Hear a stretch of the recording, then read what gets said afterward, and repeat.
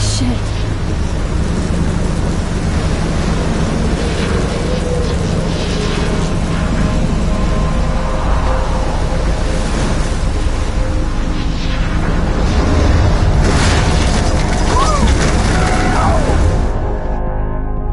Whoa. That was so surreal. Famously called film Little Pieces of Time.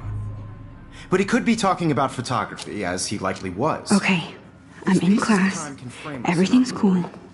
I am okay. From light to shadow. From color to chiaroscuro.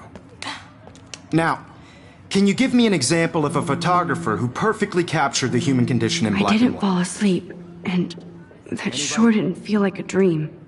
Bueller? Weird. Diane Arbus. There you go, Victoria. Why Arbus?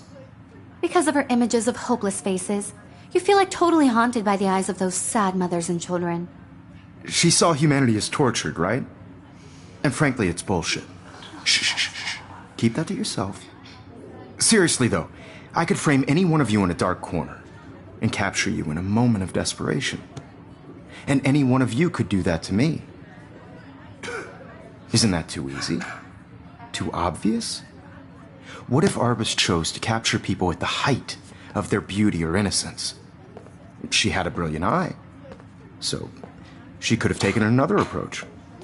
I have to admit, I'm not a big fan of her work. I prefer Robert Frank. Me too, Victoria.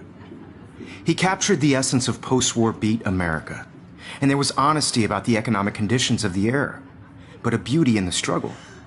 You don't have beauty without a beat. Look at this crap. How can I show this to Mr. Jefferson? I can hear the class laughing at me now. Explains why Frank was Kerouac's photographic muse, and both were the great chroniclers of the 1950s. Well, look at this crap. How can I show this to Mr. Jefferson? Shot of Kerouac on the I can hear the class laughing at me now. Shame, shame. Capturing the romantic urban solitude of the 20th century poet. You dig? Now, contrast Frank's stark Americana with Salvador Dali's surrealist photographs. Like Cocteau, he was a true Renaissance man, and his famous self-portraits are famous early examples of that truly awful word you pesky kids love so much. The selfie. And it's a great tradition, and I wholeheartedly fight for your right to self-expression. I should take a picture to prove I'm still here. Plus, it's perfect for my portfolio. And I have to get my daily selfie quota. Question the portrait as modern narcissism. They could go back hundreds of years to... I believe Max has taken what you kids call a selfie. A dumb word for a wonderful photographic tradition. And Max has a gift. Of course, as you all know, the photo portrait has been popular since the early 1800s. Your generation was not the first to use images for selfie expression. Sorry, I couldn't resist. The point remains that the portraiture has always been a vital aspect of art and photography for as long as it's been around. Now, Max, since you've captured our interest and clearly want to join the conversation, can you please tell us the name of the process that gave birth to the first self-portraits?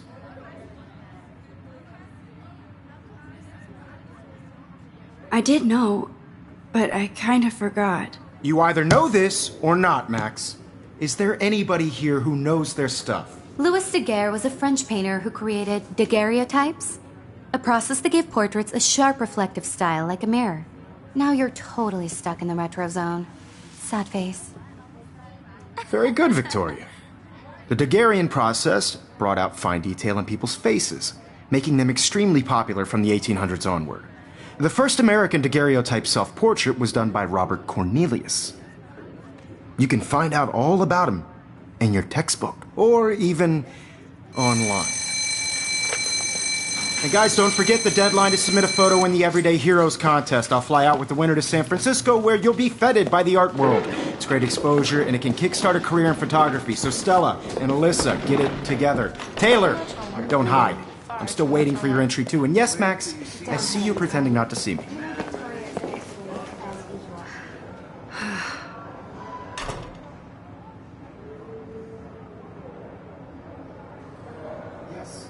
Victoria doesn't waste a second kissing ass. Submitting your photo for the competition everybody in class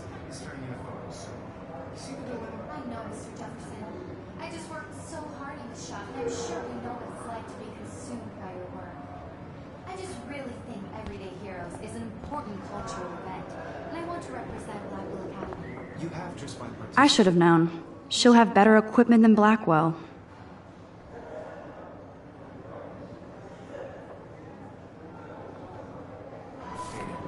By putting yourself out there in the world, no matter who wins. Even her school books are gift wrapped. I can't believe she made fun of me in class. What is she, 15 years old? And people laughed. I had my moment in the camera eye, and everybody should have Oh, that totally. chance. I only want to share whatever gifts I have with the world.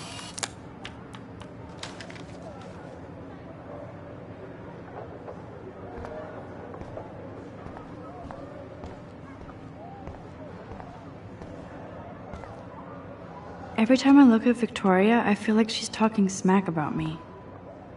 Excuse me, Mr. Jefferson, can I talk to you for a moment? Yes. Excuse you. No, Victoria. Excuse us. I'd never let one of photography's future stars avoid handing in her picture. I didn't have any time. Way too much homework. Max, you're a better photographer than a liar. Now, I know it's a drag to hear some old dude lecture you, but life won't wait for you to play catch-up. You're young, the world is yours, blah, blah, blah, right? But you do have a gift. You have the fever to take images, to frame the world only the way you envision it. Now, all you need is the courage to share your gift with others. And that's what separates the artist from the amateur.